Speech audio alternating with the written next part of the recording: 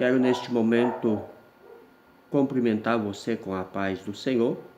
Estamos aqui no nosso canal do YouTube, no nosso momento apologético, em momento da defesa da fé cristã. Estamos falando nesses dias sobre o espiritismo. Ontem falamos sobre a reencarnação e provamos biblicamente que ela não existe. Hoje vamos falar sobre a invocação de morte, a qual o espiritismo defende fazer, mas vamos provar para você biblicamente que isto é mentira do diabo e que os mortos não comunicam com os vivos e nem os vivos com os mortos. Antes, porém, eu quero convidar você que não está inscrito no nosso canal do YouTube a se inscrever, digitando lá Paulo.Delagnese. Ajude-nos a divulgar, a levar a palavra do Senhor e defender a fé que uma vez nos foi dada. Se inscreva no nosso canal, curta, compartilhe com seus amigos no WhatsApp, no Facebook, no Twitter, no Instagram, pois assim podemos alcançar mais pessoas para Cristo, pois assim podemos esclarecer os erros doutrinários e diabólicos que tenta afastar o homem e a mulher da presença de Deus. Amém? Vamos à matéria de hoje. Como eu vinha dizendo, o Espiritismo tem duas bases que são fundamentais para o desenvolvimento e crença do Espiritismo. A primeira falamos ontem, que é a reencarnação, e já mostramos que é mentira. A segunda base do Espiritismo é a invocação de mortos, mas vamos provar hoje que isso também é mentira. Tanto a reencarnação como a invocação de mortos, que é as duas doutrinas principais do Espiritismo e a sua sustentação de toda a fraude que ele ensina, ambas, se removidas do Espiritismo, ela ruirá imediatamente. O que a Bíblia diz sobre quem morreu ou sobre a tal suposta comunicação com os mortos? Pois o nosso parâmetro é a palavra de Deus sempre. Aos hebreus que saíram do Egito e se aproximaram de Canaã por intermédio de Moisés, disse o Senhor Deus: quando entrares na terra que o Senhor teu Deus te der, não aprenderás a fazer conforme as abominações daquelas nações. Entre ti se não achará quem faça passar pelo fogo o seu filho ou a sua filha, nem adivinhador, nem prognosticador, nem agoreiro, nem feiticeiro, nem encantador de encantamentos, nem quem consulte um espírito adivinhante, nem mágico, nem quem consulte os mortos, pois todo aquele que faz tal coisa é abominação ao Senhor. E por essas abominações, o Senhor teu Deus as lança fora de diante de ti. Perfeito será como o Senhor teu Deus, porque essas nações que has de possuir, ouve os prognosticadores e adivinhadores, porém a ti o Senhor teu Deus não permitiu tal coisa. Deuteronômio capítulo 18, versículo 9 ao 14. Então temos aqui uma recomendação de Deus, uma recomendação da palavra do Senhor ao povo de Israel que possuiria a terra por herança, Então, a mesma palavra do Senhor a Israel é a mesma palavra do Senhor a mim e a você.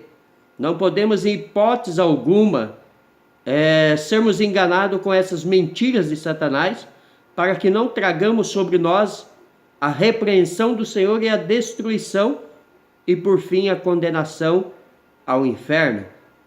Porque não existe adivinho, não existe mágica, não existe consulta, aos mortos. Tudo isto é ilusório, tudo isto é armações que o homem faz para tentar enganar a sua plateia. Com base nessas palavras de Moisés no seu livro, o céu e o inferno. Segundo Allan Kardec, Moisés, pois, devia, por política, inspirar nos hebreus a aversão a todos os costumes que pudessem ser semelhança em pontos de contato com o inimigo. Então, o que Allan Kardec quer dizer, numa distorção da fala de Moisés, é que Moisés só disse isso ao povo para que o povo, que entrava agora em Canaã, não tivesse contato, com o povo da antiga terra. Mas isso não é verdade. Moisés disse isso não simplesmente por um contato físico de amizade que poderia entrelaçar entre eles. Moisés disse isso porque a palavra de Deus a proíbe, porque Deus a proíbe. E a Bíblia é clara que Deus estava lançando aquele povo de lá fora exatamente por isso. Então, a recomendação de Deus era para que ele se afastasse desse tipo de ensinamento. Deus, ele condena a invocação de morte, pois alegar que Moisés se opunha aos costumes pagãos dos cananeus baseado em razões simplesmente políticas, como afirma Allan Kardec, atesta a completa ignorância do Espiritismo quanto às Escrituras Sagradas. A proibição divina de consultar os mortos não prova que havia comunicação com os mortos. Prova apenas que havia consulta aos mortos, o que não significa comunicação real com eles. Era apenas uma tentativa de comunicação na prática de tais consulta aos mortos. Sempre existiram embustes, mistificações, mentiras e farsas e manifestações de demônios. E o que acontece nas sessões espíritas, onde espíritos demoníacos, espíritos enganadores manifestam-se identificando-se como pessoas amadas que faleceram. Alguns desses espíritos têm aparência identificando-se com os nomes de grandes homens, ministrando ensinos e até apresentando projetos éticos e humanitários, que terminam sempre em destroços. São espíritos que se prestam ao serviço do pai da mentira, Satanás. O povo de Deus, porém, possui a inagorável revelação de Deus, pela qual disciplina a sua vida. Quando vos disserem consultai os que têm espíritos familiares, os adivinhos, pelo que Deus, no último momento, não tereis cedido ao desejo de hipótese alguma a essas práticas. Porque Deus não quer que entreiamos por isso. E aqui é bem claro que os espíritos, eles usam de enganação para enganar as pessoas que vão à sessão espírita em procura de consultar um familiar que morreu. E já vemos casos e ouvimos testemunhos de pessoas que disseram que viu o pai, a mãe, a avó, que descobriu herança, que descobriu ouro, a qual o suposto espírito falou. Porque assim eles são mais fácil enganados. Mas a Bíblia diz que esses supostos espíritos são demônios e não a pessoa que morreu. Porque em Hebreus capítulo 9, versículo 27, a palavra de Deus diz que após a morte segue-se o juízo, que ao homem e à mulher está ordenado morrer só uma vez. Paulo, escrevendo a sua carta aos Gálatas, também diz que Satanás se transfigura em anjo de luz para enganar. Se Satanás tem poder de se transformar em um anjo de luz, quanto mais em alguém que viveu entre nós para enganar. Porque supostas pessoas dizem ter comunicado-se com um ente querido que faleceu. Satanás, ele não é onisciente, nem onipresente, nem onipotente. Porque onisciente, onipresente, onipotente unicamente é o nosso Deus. Só que Satanás, ele sabe o que acontece aqui e ele sabe o que falamos. Então, diante disto, como ele é um embusteiro, como ele é um enganador, como ele é um mentiroso, o que ele faz na sessão espírita? Os seus demônios descobrem tudo o que aconteceu dentro daquela família. dentro daquela casa, daquele lar, né? Daquele pai, daquela mãe, daquela avó, daquele tio, primo, alguém que morreu, e traz como revelação ao medium, né? Ao espírita que ali está falando, né? Através do suposto morto com a pessoa. E com isso ele dá detalhes, até mesmo de herança, como já ouvimos falar, de dinheiro escondido, né? De traições, e aquela pessoa passa a crer e passa a seguir o espiritismo. Mas sabemos que tudo isto é uma grande mentira de Satanás, porque em hipótese alguma alguém pode falar com o seu ente querido. A oportunidade que temos é hoje e devemos aproveitar esta oportunidade, o dia presente, né? Deus não é Deus de engano, de mentira. Veja o que aconteceu com Saul e adivinha. Vamos aos fatos. Não teria cedido ao desejo de Saul de receber outra revelação, pois Deus não cedeu, porque Saul já havia procurado de todas as maneiras ouvir a voz de Deus, mas Deus não falava. Não teria então entrado em contradição com a sua palavra que nega a possibilidade de vivos terem contato com os mortos? São algumas perguntas. Eclesiastes 9, 5, 6, Lucas 16, 31, João 7, 9 e 10. Não teria criado a impressão de que tentar entrar em contato com os mortos não é tão mal como antes? Ele mesmo dissera ser. Deuteronômio 18, 9 e 14. Não teria afirmado que Saul deveria morrer por causa da consulta feita a medium? 1 Crônicas 10, 13. E Saul disse a medium quem deveria chamar. De acordo com o estudo dos fenômenos psíquicos, a medium teria lido na mente de Saul qual seria a aparência de Samuel e a descrevera como Saul costumava vê-lo. A medium temeu, por quê? Em seu transe, né? No momento que ela fica endemoniada, né? O demônio mostra a ela quem está ali e ela reconhece que é Saul. Versículo 12, que era conhecido como inimigo das práticas espíritas. Ou seja, Saul, por ordem de Deus, havia matado muitos que praticavam exatamente o que ele estava praticando ali, né? Os espíritas, os encantadores, os adivinhos, os que consultavam os mortos.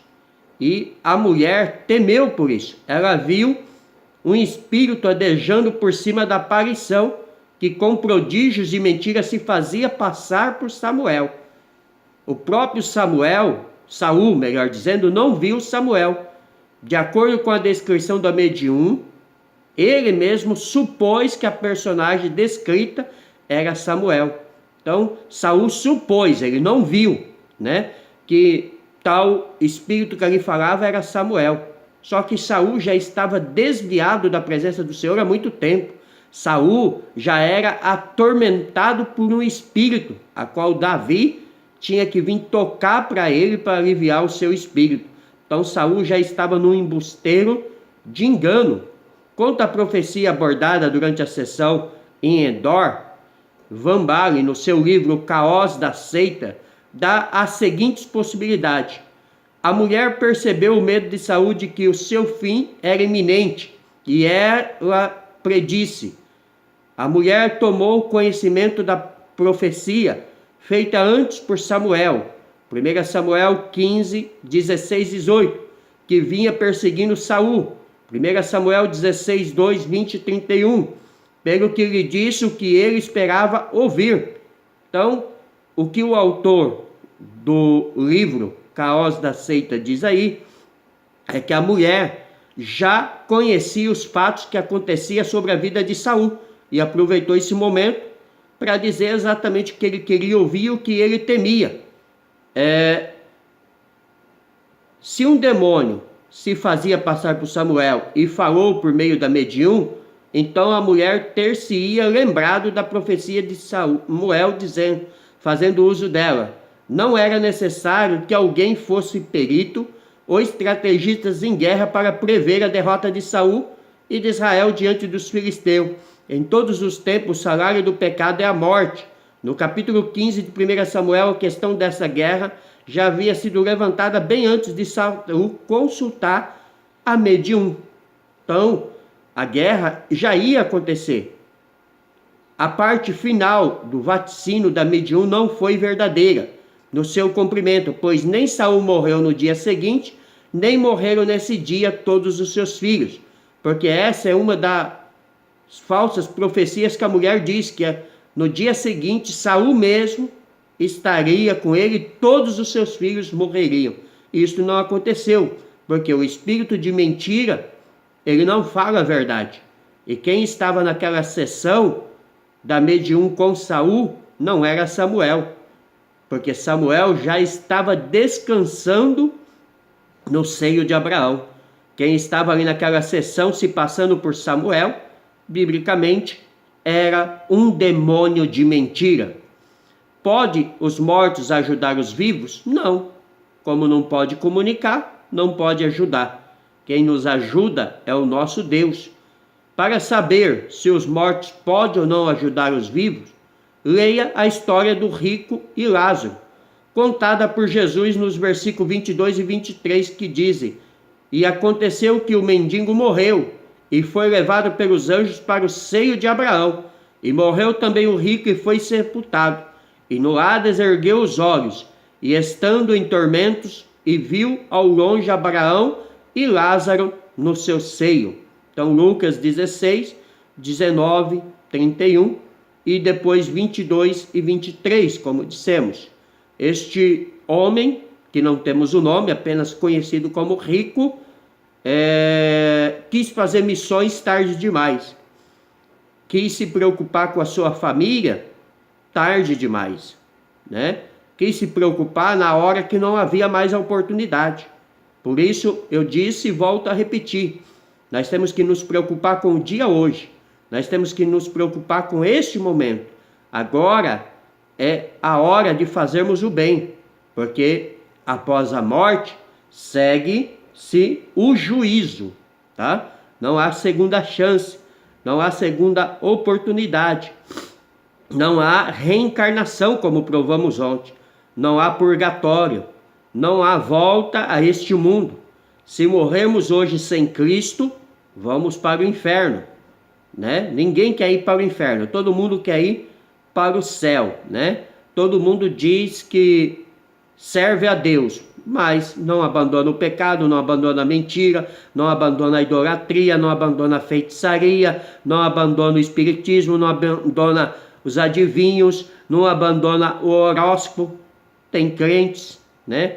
Tem pessoas até com boas intenções que consultam o horóscopo para ver o seu signo. Tudo isso é demônio, tudo isso é mentira de Satanás. Você quer saber a sua sorte? Leia a Bíblia. Você quer saber sobre a sua vida? Ame o Senhor e obedeça ao Senhor. O Senhor, ele tem a palavra de bênção para você. E a bênção você não precisa nem ir atrás. Moisés, escrevendo ao Deuteronômio, diz que as bênçãos do Senhor nos alcançará, se estivermos debaixo da promessa. Um contraste do quadro do rico e Lázaro. Veja que contraste. Lázaro morre e é levado ao paraíso de Deus, enquanto o rico, ao morrer, é lançado no inferno de horror, de onde em agonia clama: Pai Abraão, tem misericórdia de mim e manda Lázaro que molhe na água a ponta do seu dedo e me refresca a língua, porque estou atormentado nesta chama. Versículo 24. Naquele instante de extrema dor e sofrimento, um pequenino favor de Lázaro seria suficiente para amenizar o sofrimento daquele infeliz. Porém, o pai Abraão respondeu: Filho, lembra-te de que recebeste os bens em tua vida, e Lázaro somente males, e agora este é consolado e tu atormentado. Além disso, está posto um grande abismo entre nós e vós, de sorte que os que quiserem passar daqui para vós não poderia, nem tampouco os de lá passar para cá. Versículo 25 e 26. Então, Lázaro está no seio de Abraão e o rico em tormento. Os espíritas costumam dizer que isso aqui é uma parábola fictícia, mas isso aqui não é uma parábola fictícia. Parábolas, como Jesus costumava contar, não dava nome a personagem, não dava nome a fatos. Lázaro aqui tem nome, Abraão aqui tem nome, chamas, tormento, inferno tem nome. Isso aqui é uma realidade, é o que estava acontecendo com aquele homem. Não deixa Satanás te enganar, achando que você vai se reencarnar várias vezes. Não deixa Satanás te enganar, mostrando para você que você pode encontrar um familiar seu e falar com o seu familiar. Que isto nunca irá acontecer. As crenças do espiritismo são crenças que afastam a pessoa cada vez para mais longe do Senhor. Veja o que o espiritismo diz, né? A sua própria doutrina sobre Deus e sobre Cristo. Já dissemos que as duas principais estacas da sustentação do espiritismo são o dogma da reencarnação e a alegada possibilidade de os vivos se comunicarem com os espíritos dos mortos. Mas a doutrina espírita é muito mais que isto, como é mostrado a seguir. Complexo doutrinário do espiritismo.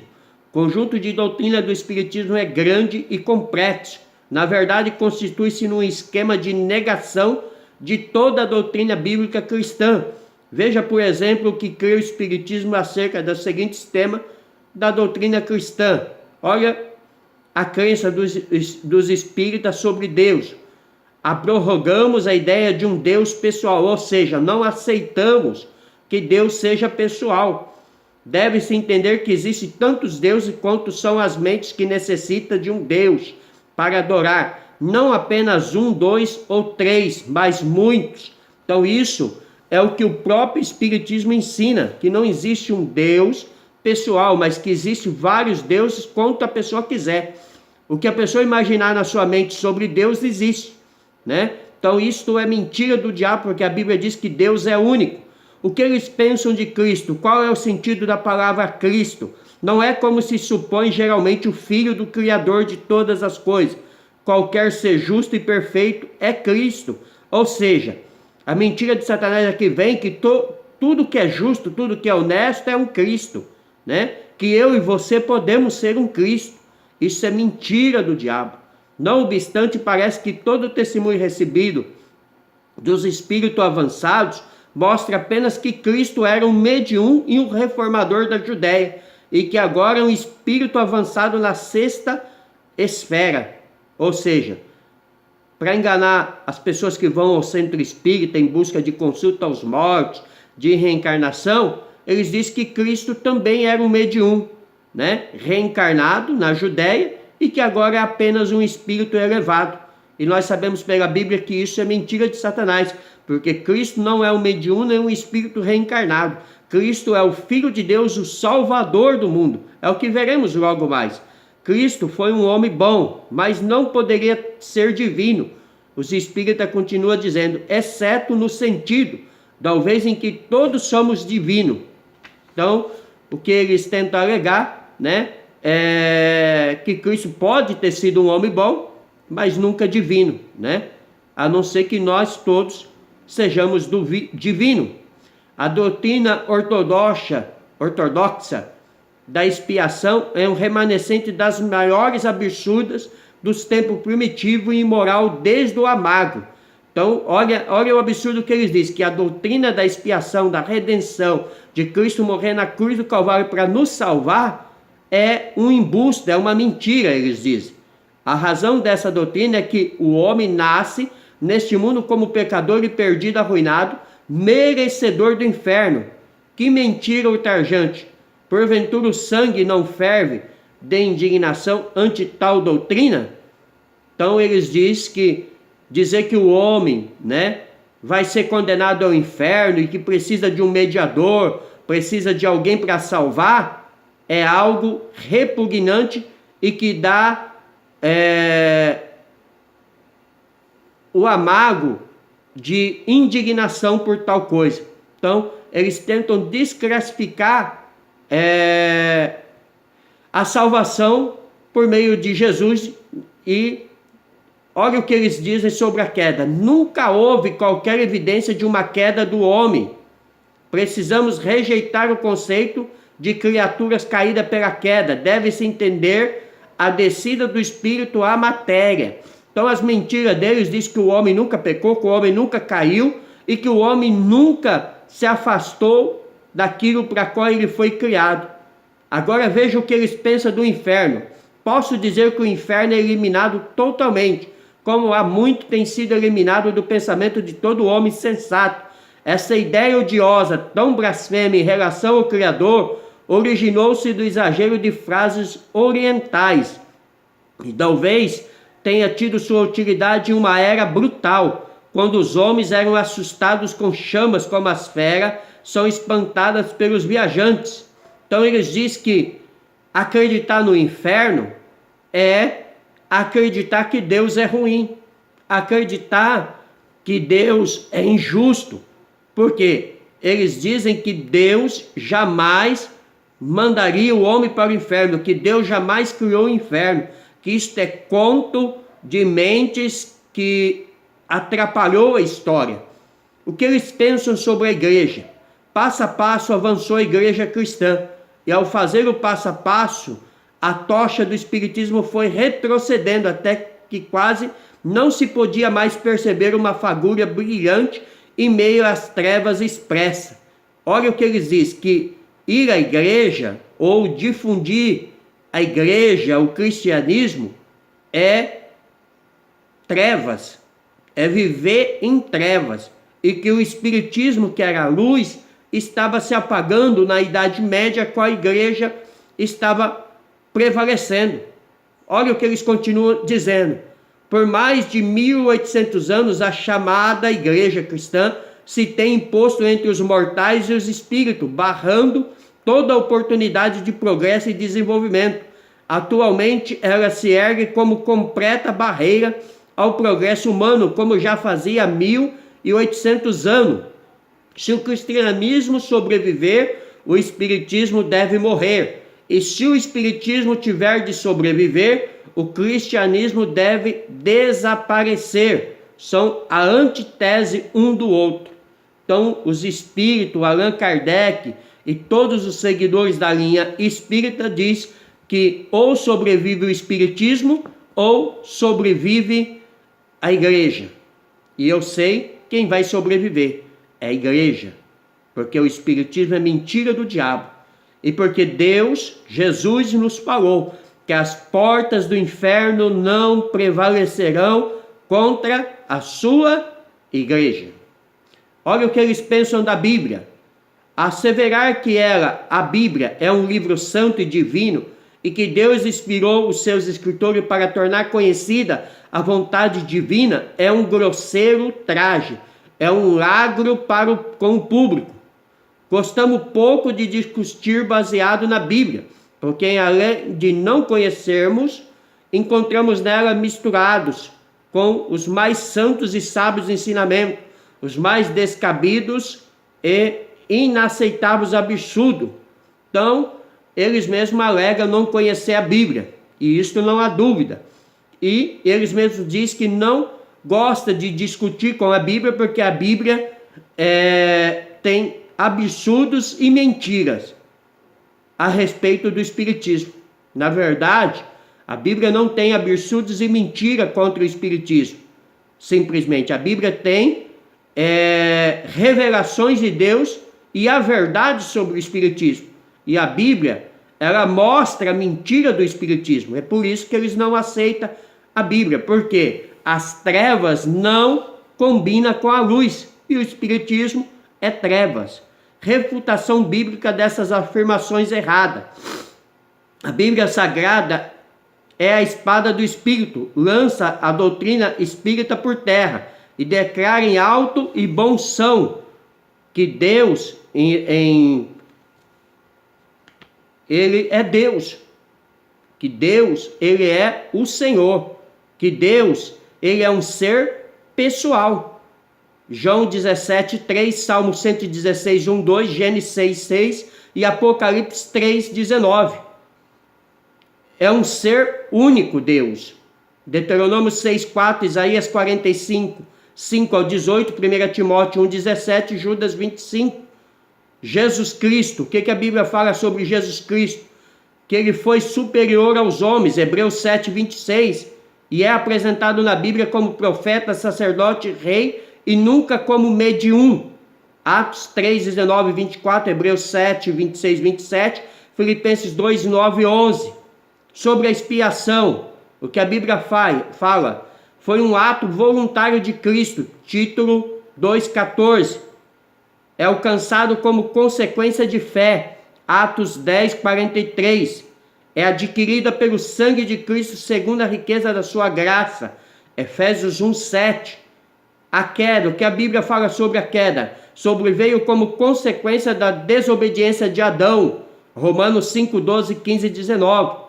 Decorreu da tentação do diabo, Gênesis 3, 1, 5, 1 Timóteo 2, 14. Que a Bíblia fala do inferno, foi preparado para o diabo e os seus anjos, Mateus 25, 41.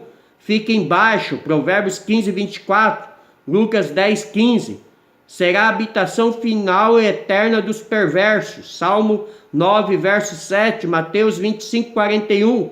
O que a Bíblia fala da igreja foi fundada por Jesus Cristo, Mateus 16, 18, jamais será vencida, Mateus 16, 18, é aguardada pelo Senhor, a igreja é guardada pelo Senhor, melhor dizendo, Apocalipse 3, 10. Então, a Bíblia é a palavra de Deus, 2 Samuel 22, 31, Salmo 12, 6, Jeremias 1, 12, foi escrita sob inspiração divina, 1 Pedro 2, 20 e 21, é absolutamente digna de confiança, Salmo 111, 7, é descrita como pura, Salmo 19, verso 8, espiritual, Romanos 7, 14, santa, justa e boa, Romanos 7, 12, ilimitada, Salmo 119, 96, perfeita, Salmo 19, 7, Romanos 12, 2, verdadeira, Salmo 119, verso 142, não pesada. 1 João 5, 3. Disse Henrique Iene, o famoso poeta lírico alemão, depois de haver passado tantos e tantos longos anos de minha vida e correr